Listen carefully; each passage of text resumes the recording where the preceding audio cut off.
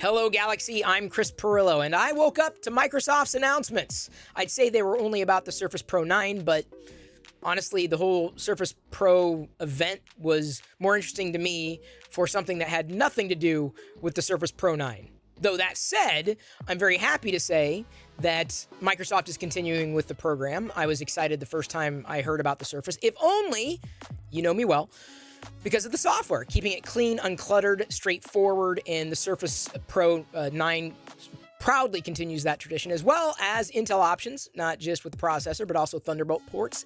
Yay! Happy to say that as well.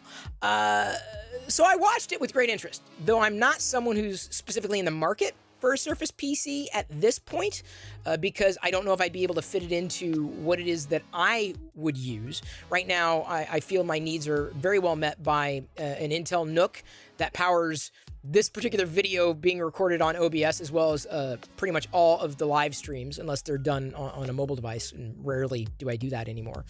And when I say mobile, like iOS, Android, etc. So Surface is interesting, but I have no plans on getting one. I don't think Microsoft could have said anything about the Surface Pro 9 that would have had me going, I need this, because I don't know if it would work. It would work, but it wouldn't work for me. I mean, it would sit there, and much like the old Surface that I basically gave away, it wouldn't be worked into my daily flow. I wouldn't know where to place it. But I'm still interested. I'm still fascinated by what they had to announce. But the thing to me, the big one, and I understand why they couched this within the Surface event, although it seemed to kind of stick out, not like a sore thumb, but just all these smaller announcements had less to do with the Surface product and more to do with work, enterprise, not necessarily play. Not that I think, many people who would get a Surface would be specifically gaming on it, but it was a mishmash of announcements, and a lot of them, at least for me, were fascinating. Hearing about different integrations coming down the pike with Teams, for example, if you happen to use Teams on a regular basis. I think the big thing out of all this was Microsoft Designer.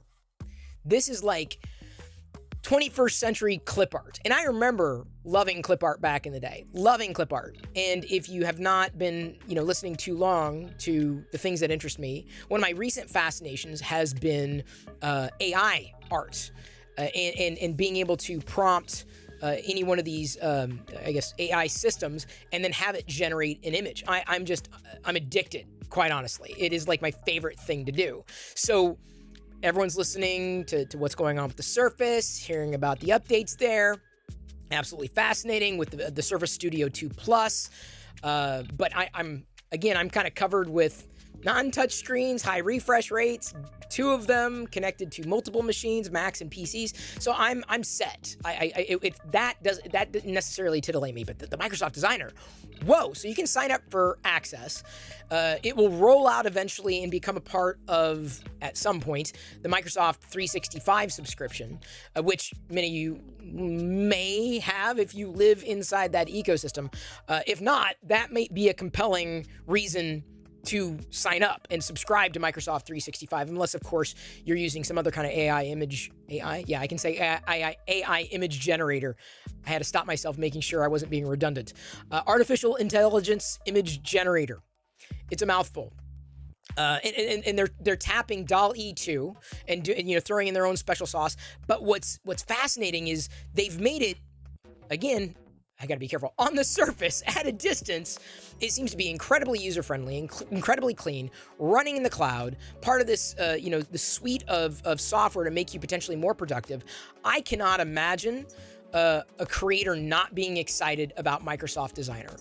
I mean, this is probably, I would say, the first Microsoft software that has gotten me really excited. And it's not on the desktop or anything, but like, wow. Like, seriously, I'll be using the heck out of that thing. I love it. You'll see me tweeting the images that I'm generating in all these different AI tools all the time. I'm just fascinated by it. I mean, so they've even gone one level deeper in allowing you to remix text atop those images. So effectively, within seconds or minutes, you could generate original works that could be shared in social media that would otherwise cost you time, potentially cost you more money, cost you frustration, you know, in the cycle of getting the right image, the image that you're looking for, or an image that you need immediately without having to tap an individual. I think it's a boon, at least for a lot of people who can't graphic design anything. I can word process, I can write, but, you know, doing anything with images, not necessarily my cup of tea. So I always appreciated in PowerPoint the ability to apply different designs to, you know, bullet points that were on a page or text that was on a page. It was smart, right? But in terms of a new tool, that to me just blew away the anything else that Microsoft was talking about today, whether it was the Surface Studio 2 Plus or the Surface Pro 9. From my, you know, where I sit, I mean, I used to get really excited for Microsoft software, like really excited, like Microsoft Comic Chat. You remember that? The days of IRC, Microsoft had a client, Microsoft Comic Chat, that was an IRC client, but it would make all the people in that chat room show up as comic characters with like bubbles I mean, it was just, it was spectacular, especially like in the mid-90s. That's when software was really exciting. But so to see this come around is just as exciting, you know, to see. But that to me was the big win, the AI-generated imagery for everybody that would be able to tap into it. You can sign up for early access today. And then Bing is also going to have something like it, seemingly, which I feel is interesting for one big reason.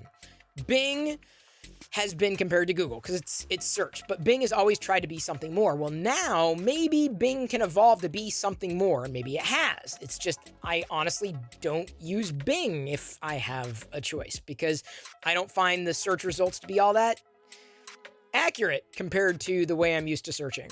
So it's interesting to see Bing evolve as that kind of tool. And so the more features they can add to it, the more differentiated Bing can be. I think the better off that is as a platform. So I thought that was really nice. I'm just checking my notes here. I thought another big announcement was the fact that Apple's going to be putting music, TV, and then iCloud photos effectively, or giving access to iCloud photos from the Windows desktop. Now, you could, you know, view Apple TV Plus, at least, from, you know, multiple platforms, including, I have it, you know, on my Google TV with Chromecast. You can do that because it's a subscription service and that's smart. Music, of course, has been available on Android for years. But it's interesting that they're allowing access to iCloud photos. I'm curious. I don't know if Google is necessarily going to do that. I mean, because they've got Google Photos as a competitor, but to see that happen is absolutely fascinating to me. I don't know if Apple's going to completely open up and hang on just a second. Yeah, I got it. All my notifications are going off. You know, Google obviously competes with Apple in terms of photos, but to see that on the desktop within, you know, Microsoft's Photos tool makes it easier for people who use iPhones or are in Apple's ecosystem mobile-wise, but not in Apple's ecosystem on the desktop because they don't have a Mac, they're using Windows. So all these, it's interesting because all these streams are kind of mixing together, right? Hardware, software, services, and it's never really been easier to move cross-platform, but it's also never been more challenging. So, because it's like, well, you could do it this way, but not that way. Like me, I carry an Android device, and Android's got decent integration with Windows, and that should be getting better over time. But I use a Mac. Like the Mac is my go-to platform in terms of a desktop experience, my personal experience. And I'm happy with it. So to see Apple kind of branching out and bringing their services beyond Apple's own platforms, I don't think means they're going to bring iMessage cross-platform yet. We could hold out hope, possibly. You know, I think other market forces would have to drive that particular decision.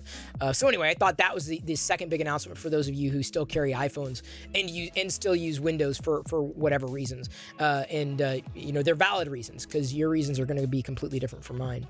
There was a series of announcements for adaptive accessories, which is great for inclusion. It's good to see Microsoft pushing the boundaries on that.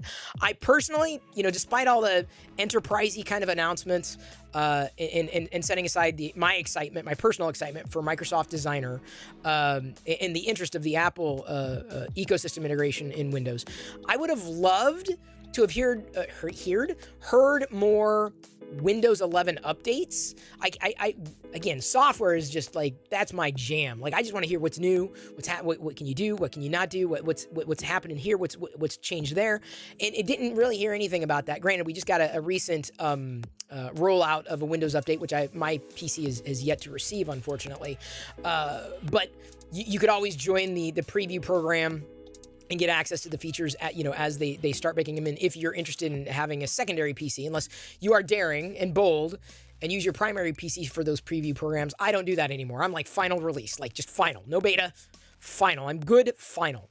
And speaking of final, I'm going to go ahead and wrap it up. What did you find interesting? If you found anything interesting from Microsoft's announcements, and if you didn't, hopefully me mentioning the Microsoft Designer may have titillated you. You didn't think I'd get that word into a video, did you?